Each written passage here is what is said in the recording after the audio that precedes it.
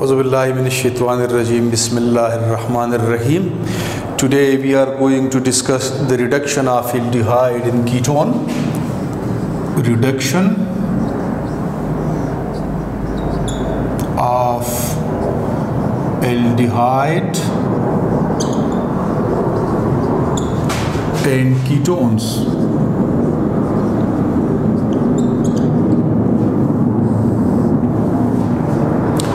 Basically, the addition of hydrogen is called reduction. The addition of hydrogen is called reduction.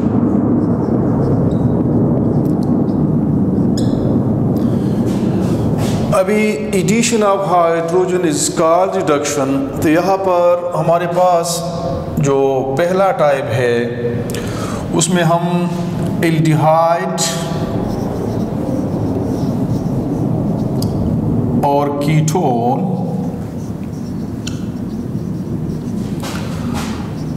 Are reduced to alkane या hydrocarbon hydrocarbons. यानी ये जो पहला type है हम उसमें एल्डिहाइड और कीटोन रिड्यूस करते हैं तो प्रोडक्ट क्या बनता है? हाइड्रोकार्बन। हाइड्रोकार्बन क्या है? अल्केन। इसमें जो पहला टाइप है उसको हम कहते हैं क्लेमेंसन रिडक्शन। क्लेमेंसन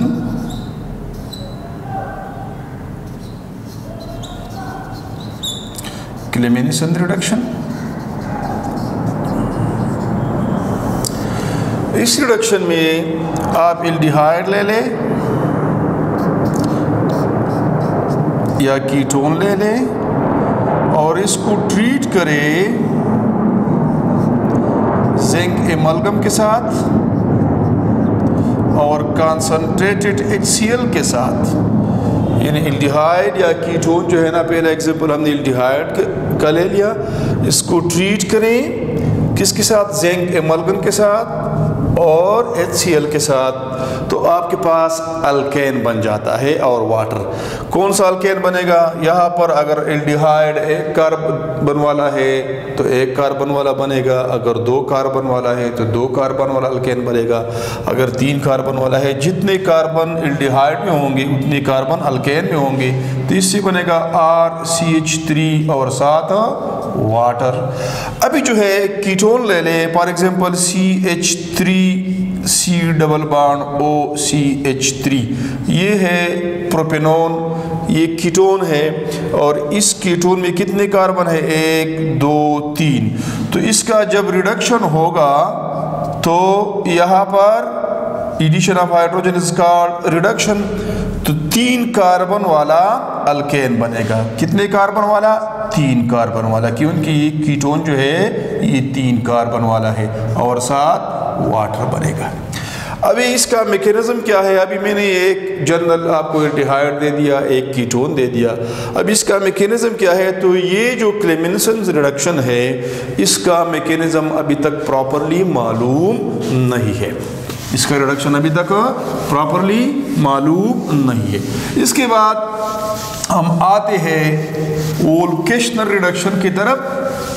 वोल्केशनल रिडक्शन दूसरा क्या है? दूसरा है वोल्केशनल रिडक्शन। इस तरह मैंने पहले बता दिया, वोल्केशनल रिडक्शन में भी हाइड्रोकार्बन यानी अल्केन बनता है।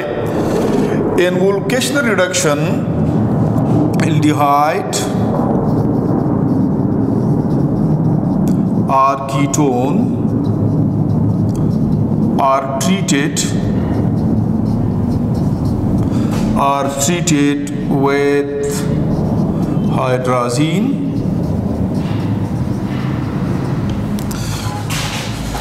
corresponding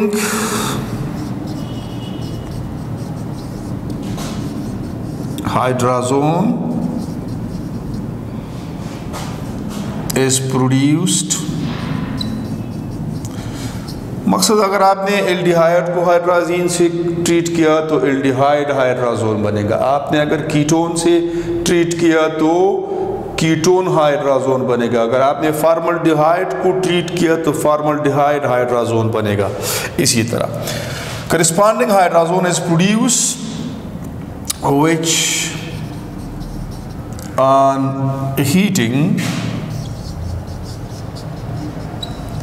on heating with base या KOH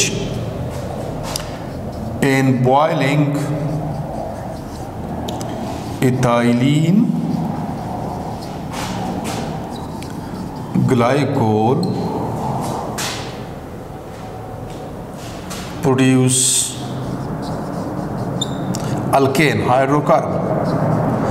सिंपल सी बात यह है कि इसका मेथड क्या है, पहले आप एल्डिहाइड या कीटोन को हाइड्राजीन के साथ ट्रीट करेंगे और करस्पॉन्डिंग हाइड्राजोन बनेगा, फिर उसको बेस के साथ हीट करें और आपका सॉल्वेंट क्या होना चाहिए, बॉइलिंग इथाइलिन ग्लाइकोल।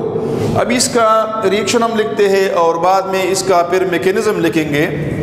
पहले इसका जो रिएक्शन है, फॉर एग्जांपल आप ले ले एक एल्डिहाइड ले ले RO प्लस NH2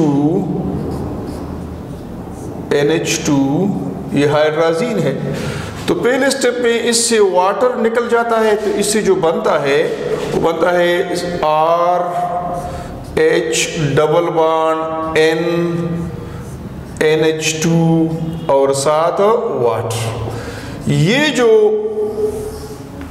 चीज़ बनी है इसको हम कहते हैं हाइड्राजोन। अब ये क्या है, ये एल्डिहाइड है तो ये एल्डिहाइड हाइड्राजोन, अगर ये फॉर्मल्डिहाइड है तो ये फॉर्मल्डिहाइड हाइड्राजोन, अगर ये एसिटल्डिहाइड है तो ये एसिटल्डिहाइड हाइड्राजोन। अभी ये हाइड्राजोन जो है ना नेक्स्ट स्टेप में जो है ये क्या करेगा, इसको आपने हीट करना है, इसको आपने हीट करना है किसके साथ, हाँ बेस के साथ, यानी KOH के साथ आप, या बेस सिंपली लिख दे KOH के साथ आप इसको हीट करें और आपका सॉल्वेंट क्या होना चाहिए, आपका सॉल्वेंट होना चाहिए इथाइलिन ग्लाइकोल, इथाइलिन ग्लाइकोल। तो बॉइलिंग इथाइलिन ग्लाइकोल में बेस के साथ ट्रीट करें, हमारे पास अल्केन बनेगा, क्या बनेगा, अल्केन बनेगा और साथ नाइट्रोजन गैस बनेगा।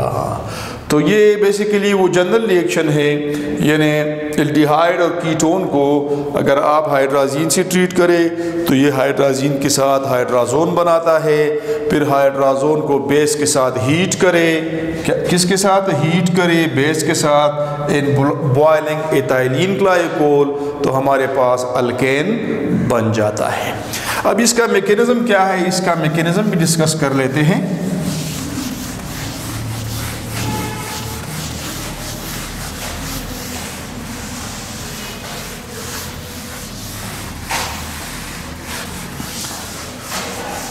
अभी मैकेनिज्म की तरफ आते हैं तो हम एक एल्डिहाइड लेते हैं और इस एल्डिहाइड को हम जो है ना हाइड्राजीन के साथ ट्रीट करते हैं, किसके साथ, हाइड्राजीन के साथ। तो फर्स्ट स्टेप में क्या बनेगा, हाइड्राजोन बनेगा, क्या बनेगा, हाइड्राजोन बनेगा, करस्पॉन्डिंग हाइड्राजोन। तो ये आप इससे वाटर रिमूव करें, ये वाटर आप रिमूव करें तो आपके पास डबल बॉन्ड NH2, इसको हाइड्राजोन कहते हैं, हाइड्राजोन कहते हैं और साथ पानी भी बन जाता है। अभी हमने मैकेनिज्म क्या है, मैकेनिज्म ये है कि इसके बाद यानी बाय ट्रीटिंग एल्डिहाइड और ketone with hydrazine, hydrazone will produce. Next step क्या है, बेस के साथ हम इसको हीट करते हैं एन इथाइलिन ग्लाइकोल और आपके पास अल्केन या हाइड्रोकार्बन बन जाता है। तो अब इसका मैकेनिज्म क्या है, तो मैकेनिज्म इसका बड़ा आसान है, बड़ा इंटरेस्टिंग है। पहला स्टेप लिख लिया, दूसरे स्टेप में आपके पास दोबारा हाइड्राजोन लिख दे। हाइड्राजोन हमने लिख लिया, ठीक है, N और ये क्या है NH, NH2 है ना, मैं एक H को इस तरह ऊपर लिखता हूँ, ये तो एक चीज़ है, ठीक है। अभी यहाँ पर हमने बेस डाल दिया, क्या डाल दिया, हमने बेस डाल दिया। अभी जब बेस डाल दिया और आपका सॉल्वेंट क्या है, इथाइलिन ग्लाइकोल, CH2OH, इसको हम इथाइलिन ग्लाइकोल कहते हैं। अभी हमारे पास जब आप इसको ट्रीट करते हैं बेस के साथ इन इथाइलिन ग्लाइकोल, तो आपको पता है ये नेगेटिव है, ये पार्शियल पॉजिटिव है, ठीक है, क्योंकि बांड तो नाइट्रोजन और हाइड्रोजन का बांड तो क्या होता है, पोलर होता है, तो ये इलेक्ट्रॉनी जोड़ा इसको देता है, यानी जब इसको देता है तो प्रोटॉन नाइट्रोजन से एब्स्ट्रैक्ट हो जाता है, क्या हो जाता है, निकल जाता है, और ये इलेक्ट्रॉनी जोड़ा इधर शिफ्ट हो जाता है। जब ये इसको इलेक्ट्रॉन देता है तो प्रोटॉन एब्स्ट्रैक्ट होगा, और ये जो नाइट्रोजन और हाइड्रोजन का बांड है, ये इलेक्ट्रॉनी जोड़ा जिसमें एक हाइड्रोजन का है और एक नाइट्रोजन का है, वो नाइट्रोजन की तरफ शिफ्ट हो जाता है। तो हमारे पास जो नया इंटरमीडिएट शेप बन जाता है, R अपनी जगह, H अपनी जगह, डबल बॉन्ड और N अपनी जगह, यहाँ पर NH, एक H तो चला गया ना, इसके साथ पानी बन गया, और यहाँ पर नेगेटिव चार्ज एक्यूमुलेट हो जाता है, और साथ क्या बन गया, वाटर, क्या बन गया, वाटर। अभी नेक्स्ट स्टेप में क्या होता है, नेक्स्ट स्टेप में ये जो आपके पास RCH डबल बॉन्ड N और यहाँ NH नेगेटिव है। अभी ये जो है, ये जो नेगेटिव है, ये इधर शिफ्ट होगा। जब ये इधर शिफ्ट होगा तो यहाँ पर डबल बॉन्ड बनेगा, क्योंकि नाइट्रोजन तो 3 बॉन्ड बना सकता है, लेकिन यहाँ पर इस नाइट्रोजन के लिए मसला पैदा होता है क्योंकि ये ऑलरेडी 3 बॉन्ड बना चुका है, तो लिहाजा ये बॉन्ड इधर शिफ्ट होगा। तो हमारे पास जो नया स्ट्रक्चर बनेगा H, और ये आपका कार्बन, ये बॉन्ड जब इधर शिफ्ट होगा तो ये कार्बन नेगेटिव बन जाता है, यहाँ पर नाइट्रोजन के साथ यहाँ पर NH, ये बन गया।